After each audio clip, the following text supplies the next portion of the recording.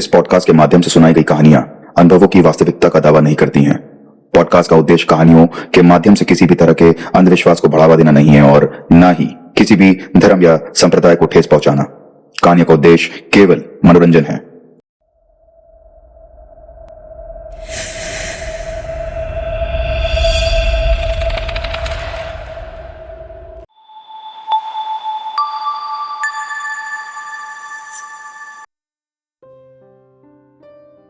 अंधेरे में छुपे खौफनाक राज, वो डर जो आपकी परछाई से भी तेज दौड़ता है। नमस्कार, मैं हूं विश्वास और आप सुन रहे हैं फोबिक पॉडकास्ट, जहां हर कहानी सिर्फ एक कहानी नहीं बल्कि एक साया है जो आपको अकेला नहीं छोड़ेगा। यहां डर सिर्फ सुना नहीं जाता, महसूस भी किया जाता है। तो अगर आपके दिल की धड़कनें तेज हो रही हैं तो तैयार रहिए, क्योंकि अब कहानी शुरू होने वाली है। कहानी शुरू करने से पहले आप सभी का दिल से शुक्रिया जो अपने प्यार और सपोर्ट से इस चैनल को आगे बढ़ा रहे हैं। अगर आप यहाँ पहली बार आए हैं तो चैनल को सब्सक्राइब करना ना भूलें, क्योंकि डर की ये दुनिया अभी बस शुरू हुई है। The invisible cult. मुंबई के आधुनिक शहरी जीवन और वास्तविक रहस्यों पर आधारित मुंबई शहर, जहां हर इमारत में हजारों जीवन एक दूसरे से बिना मिले जी रहे हैं। लोग अपने घरों की दीवारें साझा तो करते हैं, परंतु उनके बीच एक अनकही दीवार भी है, परस्पर अजनबीपन की, जिसे मुंबईकर मांझे घर कहते हैं। अंधेरी ईस्ट के बहुमंजिला अपार्टमेंट कॉम्प्लेक्स में अर्जुन मेहता ने हाल ही में एक नया घर लिया था। एक नामचीन कंपनी में फाइनेंशियल एनालिस्ट अर्जुन की जिंदगी नंबर्स, प्रोजेक्शंस और नियमित दिनचर्या से बंधी थी। मुंबई में सब कुछ दिखता है पर कोई कुछ देखता नहीं। उसके दादाजी कहा करते थे। उस समय अर्जुन को यह बात समझ नहीं आती थी, लेकिन अब 3 महीने बाद यह वाक्य उसके दिमाग में गूंजता रहता था। यह सब तब शुरू हुआ जब अर्जुन ने पहली बार अपने पड़ोस के फ्लैट नंबर 1503 से अजीब आवाजें सुनी। हर मंगलवार और शुक्रवार रात को ठीक 11:15 पे धीमे जाप की आवाजें दीवारों से रिसने लगती।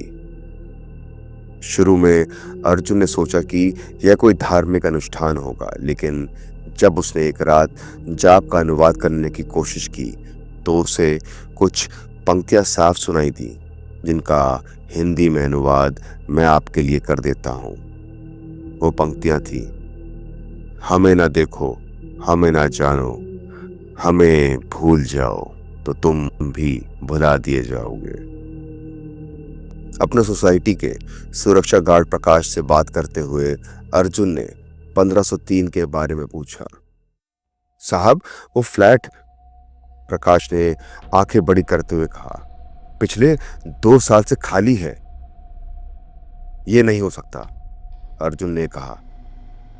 मैं हर हफ्ते वहां लोगों को आते जाते देखता हूं। प्रकाश ने अपने रजिस्टर की ओर इशारा किया। साहब, आप देख लीजिए, उस फ्लैट के मालिक सिंगापुर में रहते हैं और यहां कोई आता जाता नहीं है। रजिस्टर और कैमरों के वीडियो फुटेज ने भी इस बात की पुष्टि की। फ्लैट नंबर 1503 तक कोई नहीं जाता था। अगले दिन अर्जुन अपने ऑफिस में था जब उसकी नई सहकर्मी रिया से उसकी मुलाकात हुई। बातचीत के दौरान रिया ने अपने भाई विकास के बारे में उसको बताया, जो पिछले 3 महीनों से लापता था। वे एक अजीब ग्रुप से जुड़ा हुआ था, रिया ने बताया। वे खुद को द इनविजिबल कल्ट कहते थे। अर्जुन के शरीर में झुरझुरी दौड़ गई। क्या तुम्हें पता है कि वो कहाँ मिलते हैं या कहाँ हैं वो लोग? अंधेरी ईस्ट के किसी अपार्टमेंट में किसी ने कहा था कि एक ऐसा समूह या है जो लोगों को ब्रह्मांडीय यानी यूनिवर्स की नजरों से छिपाने में मदद करता है। उनका मानना था कि हमारा अस्तित्व सिर्फ इसलिए है क्योंकि हमें देखा जाता है या लोग हमको देख सकते हैं। अर्जुन ने कुछ हफ्तों तक रिया से और भी जानकारी इकट्ठा की। विकास की डायरी से कुछ पन्ने, उस समूह या कल्ट का एक अधूरा ब्रोशर और एक फोटो जिसमें विकास दूसरों के साथ था। फोटो के पीछे पता लिखा था, वही अर्जुन की बिल्डिंग का पता। 3 नवंबर की रात अर्जुन ने फैसला किया कि वो फ्लैट नंबर 1503 में जो हो रहा है इसका पता लगा के रहेगा। अर्जुन कुछ रिकॉर्डिंग डिवाइस और टॉर्च लेकर उस फ्लैट के दरवाजे पर जा पहुंचा। आश्चर्यजनक रूप से उस फ्लैट का दरवाजा खुला हुआ था। अर्जुन ने दरवाजे को धीरे से खोलते हुए अंदर कदम रखा। फ्लैट बिल्कुल खाली था। कोई फर्नीचर नहीं, कोई पर्दे नहीं, कोई जीवन का निशान नहीं। फर्श पर धूल की एक मोटी परत थी। अर्जुन अपना सर पकड़ वहीं फर्श पर बैठ गया।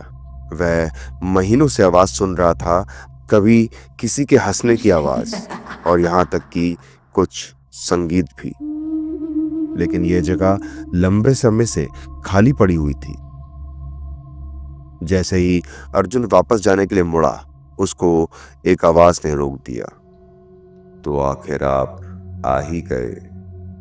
अर्जुन ने चारों ओर देखा लेकिन कमरा अभी भी खाली था। मैं यहां हूं, आवाज फिर से आई। आप मुझे देख नहीं सकते क्योंकि आप देखना ही नहीं चाहते। अचानक कमरे के बीच धूल का एक छोटा सा भवन उड़ने लगा और वो धूल का भवंडर किसी मानव आकृति में बदलने लगा। द इनविजिबल कल्ट, इसके बारे में जानना चाहते हैं आप? उस आकृति ने पूछा।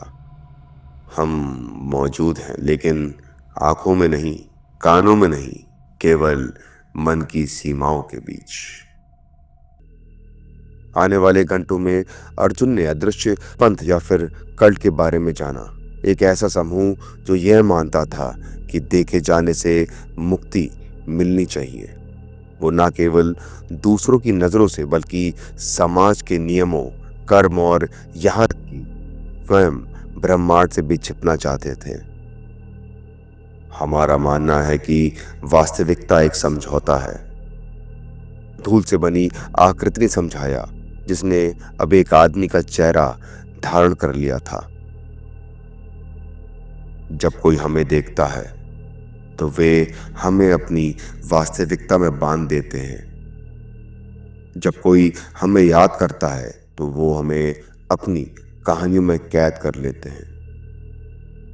लेकिन आप ये कैसे करते हैं? अर्जुन ने पूछा। कैसे अदृश्य हो जाते हैं? ये एक प्रक्रिया है, आदमी ने जवाब दिया। पहले आप अपने परिवार के लिए अदृश्य होते हैं, फिर अपने दोस्तों के लिए, फिर अजनबियों के लिए और अंत में खुद अपने लिए भी। अर्जुन के सामने 5 और लोग धूल से उभरे। सभी आंशिक रूप से अदृश्य थे। उनमें से एक विकास भी था। रिया तुम्हें ढूंढ रही है, अर्जुन ने उससे कहा।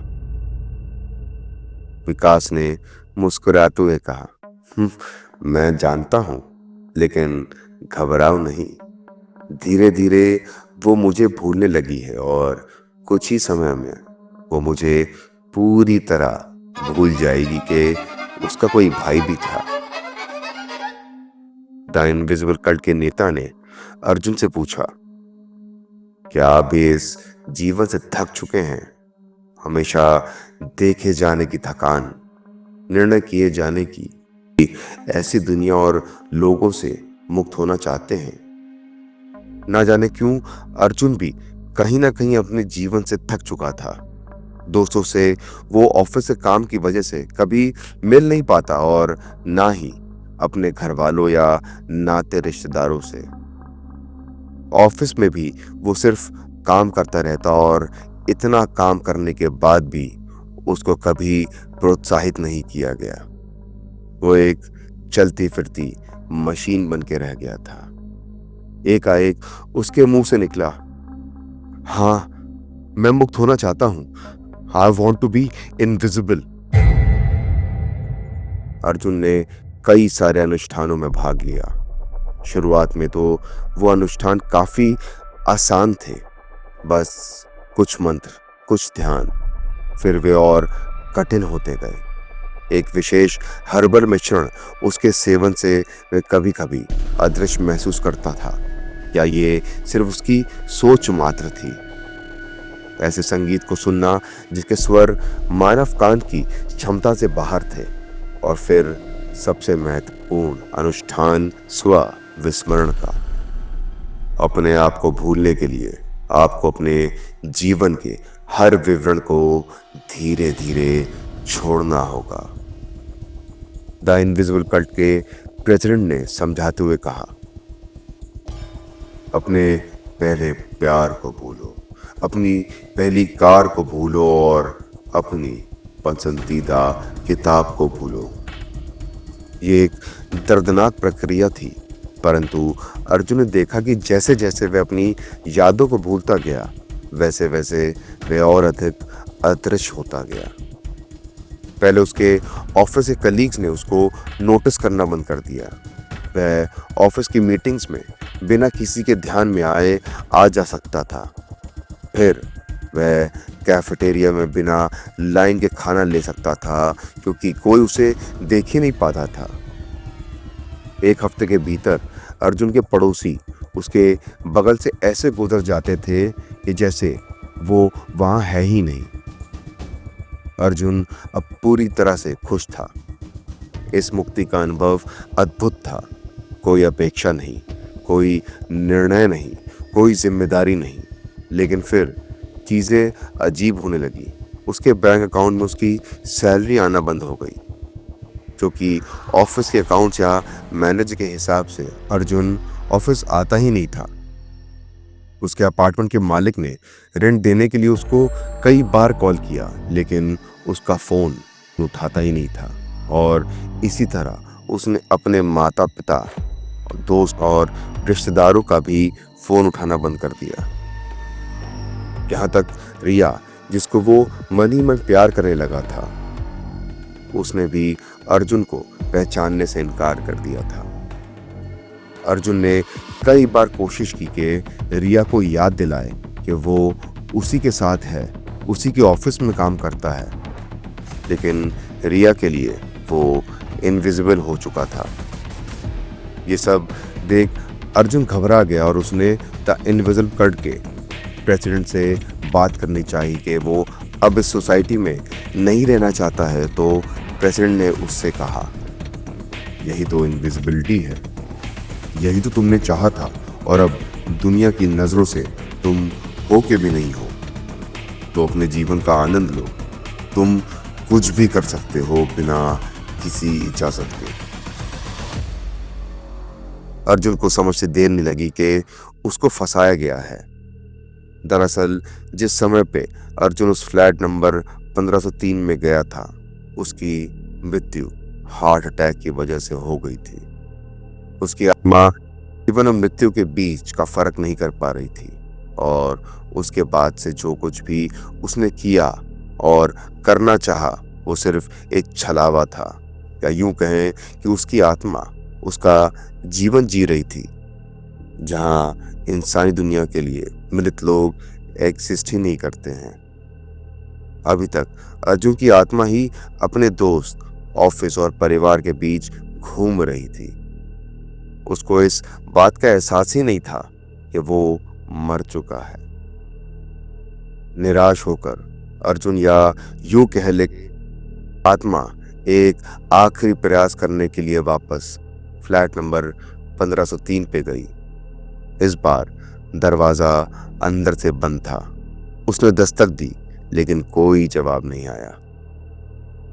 वो थक हार कर वापस अपने फ्लैट में चला गया और बिस्तर पे लेट गया और खिड़की से बाहर चांद को देखने लगा।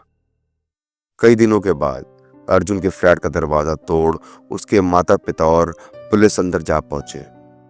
अंदर पहुंच के देखा तो हर तरफ धूल की एक मोटी परत चढ़ी हुई थी। अर्जुन की स्टडी टेबल पे अभी भी उसका लैपटॉप रखा था। चेक करने उसका अनसेंड किया हुआ ईमेल लिखा देख, जिसमें लिखा हुआ था, मैं नहीं जानता कि ये संदेश कब तक मौजूद रहेगा या आप इसे पढ़ेंगे भी या नहीं। मैं मौजूद था और मैंने अपना जीवन भरपूर जिया भी और उससे भागा भी। अगर कोई भी आपको ये कहे कि इस बिल्डिंग में या इस शहर में एक द इनविजिबल कल्ट है जो आपको दुनिया से अदृश्य यानी कि इनविजिबल कर देगा, तो मेरी मानिए, उसे कोसों दूर भाग जाइए, क्योंकि ये इनविजिबिलिटी सिर्फ एक दिखावा है। आप जिस पल इस कल्ट के संपर्क में आएंगे तभी से आप असल दुनिया में होंगे ही नहीं।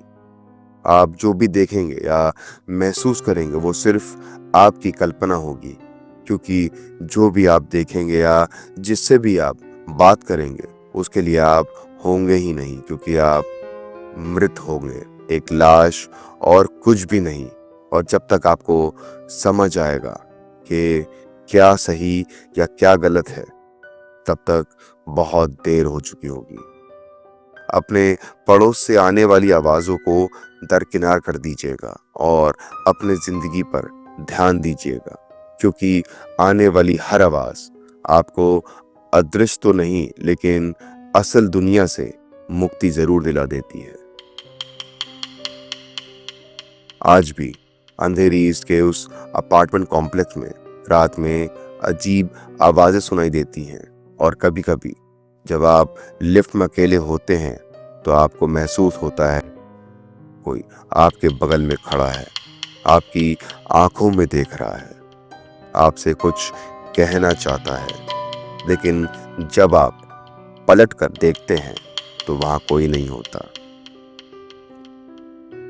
मुंबई शहर, जहां बिजली के खंभों पर लगे लापता पोस्टरों पर चेहरे धुंधले हो जाते हैं, जहां लोग भीड़ में गुम हो जाते हैं। शायद वे गुम नहीं होते, शायद वे बस अदृश्य हो जाते हैं। तो ये थी आज की कहानियां। याद रखिए, यहाँ हर कहानी के पीछे एक साया होता है जो आपका तब तक पीछा करता रहेगा जब तक आप अगली कहानी ना सुन लें। तो मिलते हैं अगले खौफनाक सफर में, जहां अंधेरा आपका इंतजार कर रहा है। शुभ रात्रि।